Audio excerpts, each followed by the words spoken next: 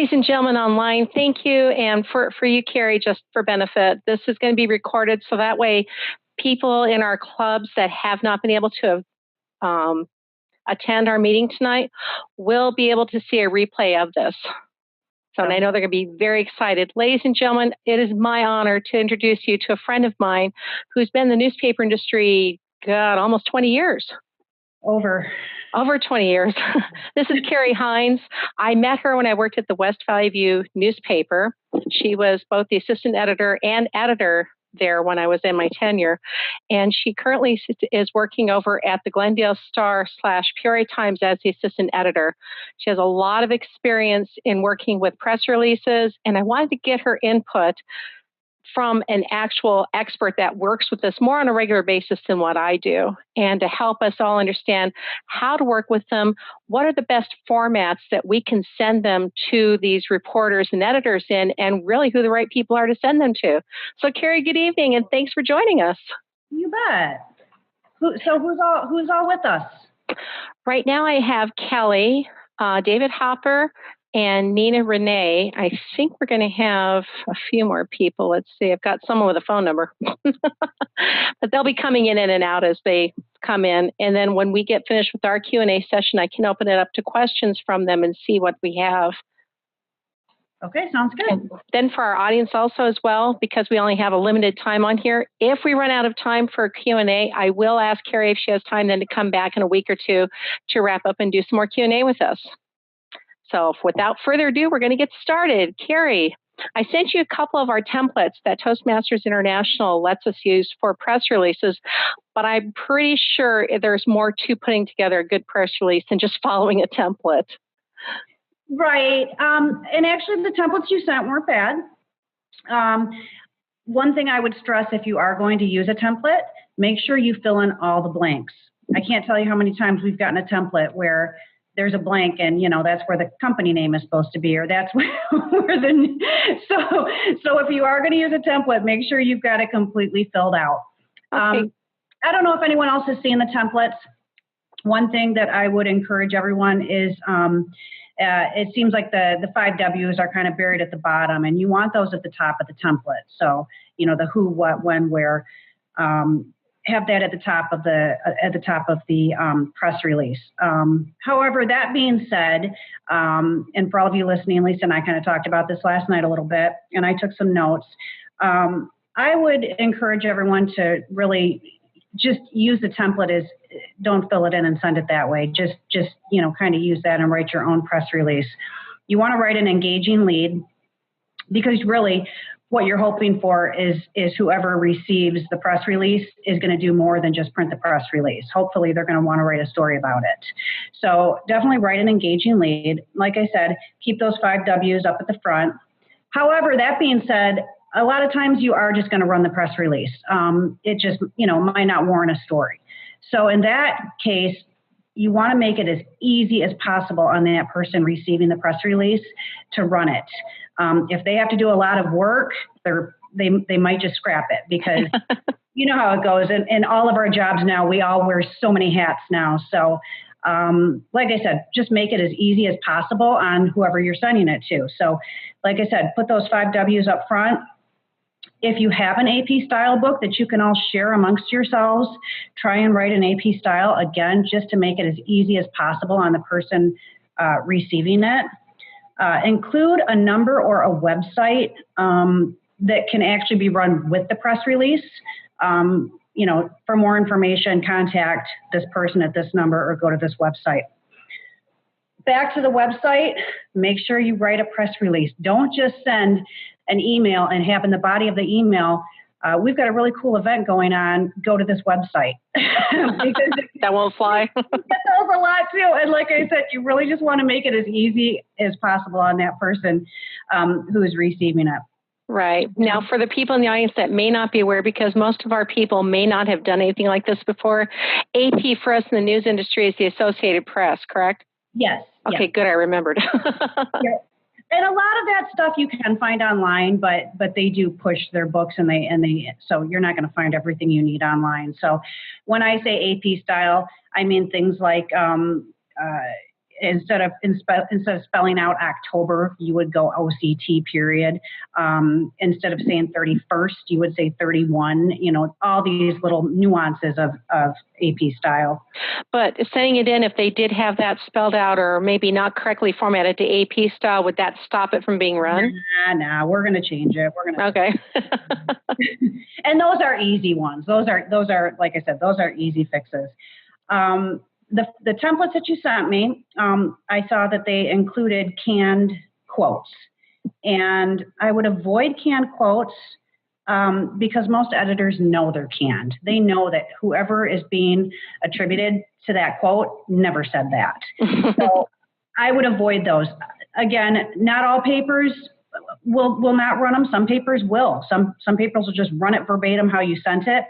The majority of the editors are going to say, okay, that's a canned quote. They're just not even going to include it. So it's just not even worth your time. I remember from my days working with you guys at the newspaper, and I was in a different department, I would see press releases that were sometimes short, sometimes really long. And I don't know if there's an accepted length or after you answer the who, what, when, where, why in the top paragraph, how much longer should it be? Brevity is key. So again, don't make it so verbose that it's going to be a hassle. So, keep it as brief as you can. What else? Oh, avoid editorializing. Again, some papers will print it, some papers won't. You get a lot of press releases that say, everyone's guaranteed to have a great time at the carnival. And well, how do we know everyone's going to have a good time? So again, some papers will print it verbatim, some papers won't. And then, like I said, then you just have to rewrite that sentence, reconstruct that sentence to say, everyone's invited to this carnival. So like I said, avoid editorializing because most editors are going to have to reconstruct that. Okay. Great to attach a photo or two with your press release. It's just going to give you more exposure. People love to look at photos, and they love to look at photos of people or animals. Children, always great. So if you do include a photo or two, there's a really good chance that that's going to run with the press release. So it's going to be a win-win for both sides. The newspaper is going to get to run a nice photo, and you're going to get even more exposure. Now, if they didn't have a photo with sending in our Toastmasters logo from International, would that work? That'll work too. Yep. Okay. Any kind of art, that's what we call it. Logos, photos, whatever. Any kind of art that you can include is going to be good. Now, one thing we talked about photos last night, and you hit on this, which was so cool, and I forgot about it. Did you want us to maybe, for our reporter friends and our media friends, to write our own cut line or caption underneath it that maybe identifies the people from left to right, for example? Definitely include a caption. And because people want to know, who am I looking at? And they want to know when the photo was taken. And like we talked about last night, it doesn't have to be precise. It doesn't have to be, November 1 of 2016. It could be 2 years ago or last year. But it's great to have that caption to say, Lisa Raymond attends the Toastmasters International annual meeting in November 2017. This year's meeting is taking place November 14, 2018, that kind of thing. So, when people see photos of people, they want to know who they're looking at. And again, like I said, and include who took the photo. So, you definitely want to give credit where credit is due as far as who took it. If you don't know, we can always go with a generic submitted photo. But if you do know who took the photo, like I said, we want to include that. We want to give credit where credit is due. Okay. Another good point, send it as early as possible. I get the question all the time, what is your deadline? And my response usually is, send it to me as soon as you have it. Send it out as early as possible. You're dealing with a lot of weeklies, and the Glendale Star comes out Thursday, the Peoria Times comes out Friday. However, the Glendale Star goes to press Monday, and the Peoria Times goes to press Wednesday. So, you send it to me on Tuesday, it's already gone. It's already been printed. It's starting to be distributed at that point. So, and weeklies just need that lag time because we try and plan out. We're always planning out 2-3 weeks in advance. So, like I said, don't sit on it. Send it as early as you can. Back to enticing the editor to write a story, offer to coordinate an interview. at the end of the press release, say, I can set up an interview, with an expert or whoever. Contact me if you would like me to set up an interview. Now, you want that at the end of the press release, not exactly a part of the press release. Exactly. Right. Okay. Exactly. Yeah, it's not to be printed, but just like I said, to entice that editor or journalist, whoever gets it, make it easy on them. Okay, great. I'm going to contact you. You're going to contact me back, and I'm going to have an interview. So if, like I said, always include that. It might run as a straight press release. It might be more. Obviously, it's going to behoove you if it's more. And that is really, that's all the notes I have from last night. I forget, what else did we talk about? Well, one of the things we talked about was format. So if we go back to your thought of putting down in the email that we send to you, but not in the press release, that we can coordinate an interview, how best do we send these in? Because I remember hearing a lot of grumbling at our old newspaper that people would send in these things in a .word file format, and the reporters just grumbled the heck out of it. But in our conversation last night, I found out that you're actually not opposed to that. So I'd like to know for our audience as well, for easier submission and to make it easy on you guys, how do we submit our press releases? We talked about that last night. And actually, we're great with Doc. I think what was happening was it was a new version of Word that we weren't using. So we weren't able to open those files easily. So Word docs are great because that makes it easier for us to copy and paste the information. Right. But to your point, you'd mentioned the virus situation. Right. And so PDFs, are a good safeguard against that. So I would always encourage everyone to send an attachment, whether it's a Word doc, whether it's a PDF, whether it's a JPEG, and then include all of that information in the body of the email as well. Okay, great. And that was my other question that you just brought up. If you have a different version of Word than we have, there's no guarantee you can actually open it. So we're assuming you have the same version of the software that we have, and that may not be true. Right. So it's always good to include the information in the body of the email. And I would also say, keep it the same. Don't have one version in the body of the email and a different version in the attachment, because you don't want to have to be looking at two different things and trying to see if there's any discrepancies here. Again, make it as easy as possible on that person who's receiving it. That's true. And then for our audience, and I'll send out the templates again in case you haven't seen them, and I'll give you the website link for Toastmasters International so you can go ahead and download other samples of them. There is a boilerplate at the bottom that they'd like us to keep, and we always end a press release with 3 pound symbols. They call them hashtags in my industry with social media, but they're pound symbols. And that lets the reporter know this is the end of the press release, correct? 30 works as well. And nobody knows what that means. Not even us. Oh, well, okay. It's an antiquated thing. And I mean, like I said, if you ask any editor, I don't care. You could ask an editor who's 70 years old. They're not going to be able to tell you what that means. Oh, wow. The 3 pound symbols, hashtags, or a 30 at the end, lets you know that is indeed the end. Another thing that we did talk about last night, Lisa, that I forgot about was where to send the press release. Okay, good idea. Again, best to have an updated contact list, however, of all of your different media outlets. However, that can be a job in itself. So best thing is just, know which media you're going to be sending it out to, and then go to their website and look at their contact information, because most media outlets are pretty up to date on their contact information. And I would say, if you don't know whose beat that would be, just send it to the editor. Okay. It's okay to send it to more than one person. If you want to send it to the editor and the Glendale beat reporter, that's fine too. We're all used to getting multiple emails, the same email between multiple people. So, but I would say just send it to the editor. Okay, terrific. Now, one thing we didn't talk about, and I want to kind of pull out a little bit since we have a few minutes before I turn it to our audience. In writing an enticing or an engaging headline, what in your experience have you seen that really sucked? Sorry, guys. And what really stands out without over-embellishing? How do we do that and kind of capture the eyeballs of the editor and the newspaper reporter? Oh boy. I mean, it's everyone is different. Everyone is different. Just kind of try and stay away from it being dry. Have fun with it. We love plays on words.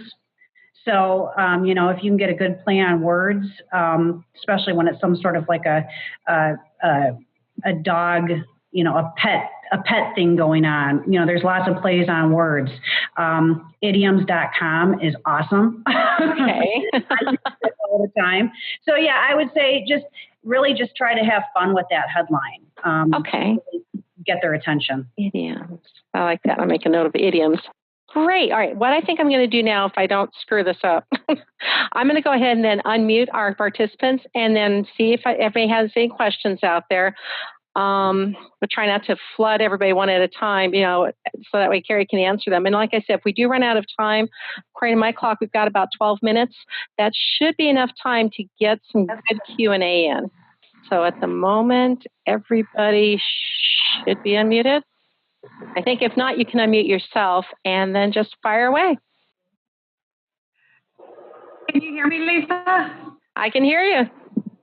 Okay, I wanted to ask, so I know brevity is important, but maybe 5 sentences, what's the ideal, average? I know it depends on the content.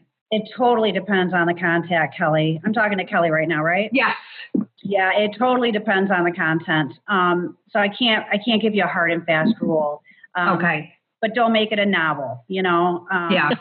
Yeah, right. So like I said, I really can't answer that.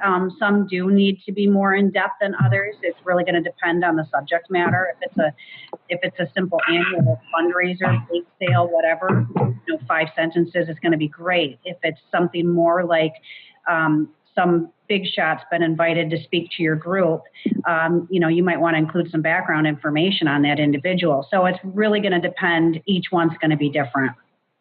Okay, thank you. Yep. Thanks, Kelly. And I guess maybe one rule we could try and abide by would be for brevity, to try and keep it on one page, 8.5 by 11. Yes, that's a good rule. That's okay. Mm-hmm. Terrific. Okay, any other questions?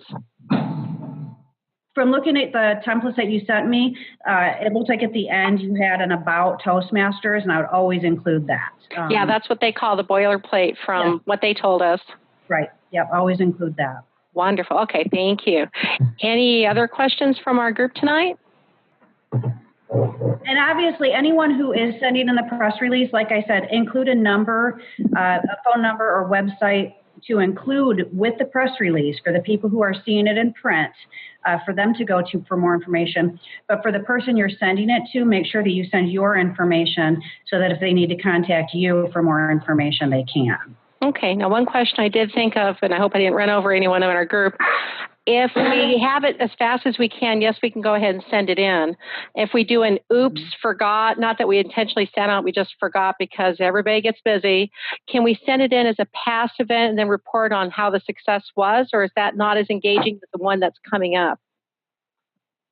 It's definitely not as engaging, and it's not going to help you out as much, but I would say do it. Again, okay. Yeah, if there's an oops moment, go ahead and do it, especially if you can provide numbers. This fundraiser raised $8,000 for our club.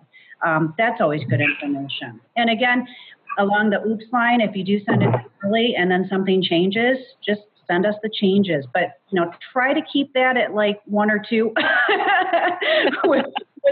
without an email coming in every day for the next week. Okay, that's good to know. All right, Nina, did you have a question? Wait. I have you on 2 places. Okay. I have one more question.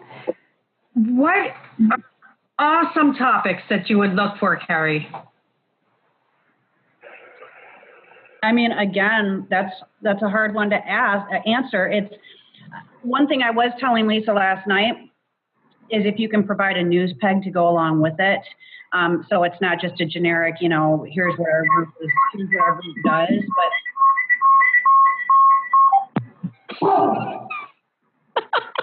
That's okay. That just freaked out my dog. Sorry. Some sort of a news peg. Some sort of a news peg to go along with it. Like I said, I keep coming back to you've got some big shot speaker coming who, a name a lot of people might recognize. if you can include a news peg, that's going to be great. And that's also going to entice the editor to, like I said, do more than just run a generic press release. Right. And for those of us that are not part of the newspaper industry, a news peg would be defined as what for us common guys? A news angle. Like I said, instead of just sending in a press release that says, Toastmasters International teaches you how to be a better speaker. Toastmasters International is holding its weekly meeting on this date on this time. So, that would be a news peg. Okay. We meet every third Thursday of the month at this location. And like I said, obviously a bigger one, we're holding our annual fundraiser. So-and-so just won an award. So-and-so is coming to speak. So these kinds of things are all news pegs. So another one might be someone who's achieved a certain educational award that's important to them, or a speech contest coming up in the spring. Yes, exactly. Okay, great. We're inviting people to apply for our scholarships. Deadline is this date. I don't know if your group does that or not, but a lot of those nonprofits do. So anything like that. Okay, great. All right, we've got just about 5 minutes. Are there any other questions?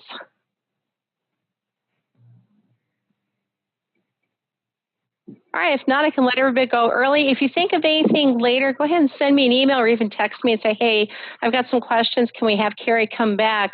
And we'll put it together a little bit sooner and have Cary come back in to answer more questions from people, maybe from some of our people that weren't able to attend tonight.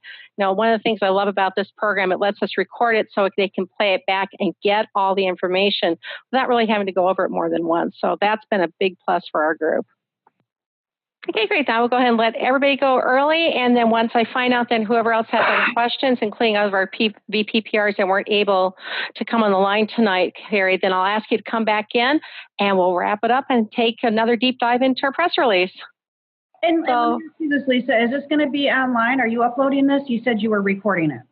We record it and put it up on our own YouTube channel on District 3, so that way our VPPRs that could not attend can still get the information, not be worried about, okay, I didn't get it, and darn, I have to wait till the next time. This way they can go do it on their own demand. Very cool. All right, great. So thank you again. We look forward to having you back. And guys, thank you for your time tonight. I truly appreciate it. It was nice. Thank you. Thank you, Cary. Thanks, Lisa. Thanks. We'll see you guys next week.